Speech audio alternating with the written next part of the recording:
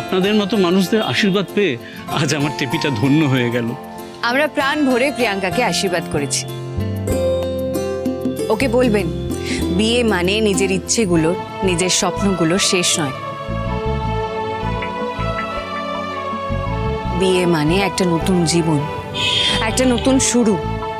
ও যেন নিজের চাকরিটা না ছাড়ে। ওনার মেয়ে চাকরি করে সেটা ঐশানি জানলো কি করে? না ম্যাডাম, আপনি কি যে বলেন, আমি বিয়ের আগেই পাত্রপক্ষের সাথে সব কথা বলে নিয়েছি যে আমার মেয়ে চাকরি করতে চায়, বিয়ের পরও চাকরি করবে, ওদের এতে কোনো আপত্তি নেই। আর টিভি তো বারবার বলেছে ঐশানী ম্যাডাম আমার দিদিমণি। ওনার আদর্শে আমি দীক্ষিত, উনি যা বলেছেন সেটা আমি কি করে ভুলবো? উনি বলেছেন স্বাবলম্বী হও, নিজের পায়ে দাঁড়াও।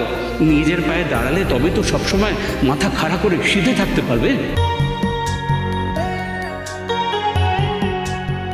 আপনাকে এত শ্রদ্ধা করে টিপি, আর করবে নাই বা কেন? আপনি না থাকলে যে আজকে ওর বিয়েটাই হতো না।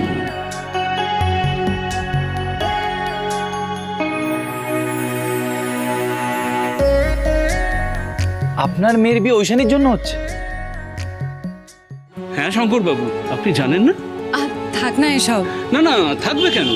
সত্যি কথা না বলা যে পাপ। আমার মেয়ে গো ধরেছিল যে চাকরি না পেয়ে বিয়ে করবে না।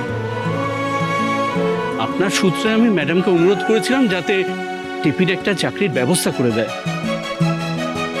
আমি তো কেবলমাত্র রাস্তাটুকু বলে দিয়েছি। প্রিয়াঙ্কা নিজের যোগ্যতায় চাকরি পেয়েছে, আমার রেকমেন্ডেশনে নয়। তাই বা কে করে আজকালকার দিনে? আপনি যাই বলুন, আমার মা মরা মেয়েটার কাছে আপনি ভগবান।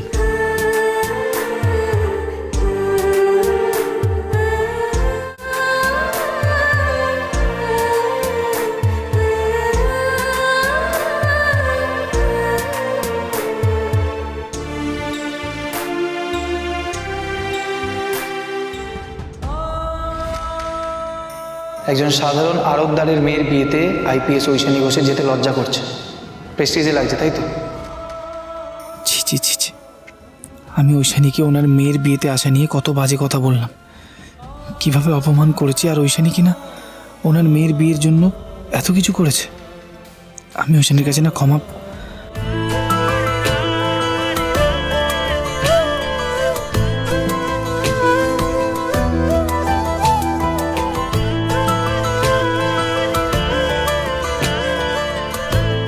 না না, ক্ষমাই বা চাই কোন মুখে?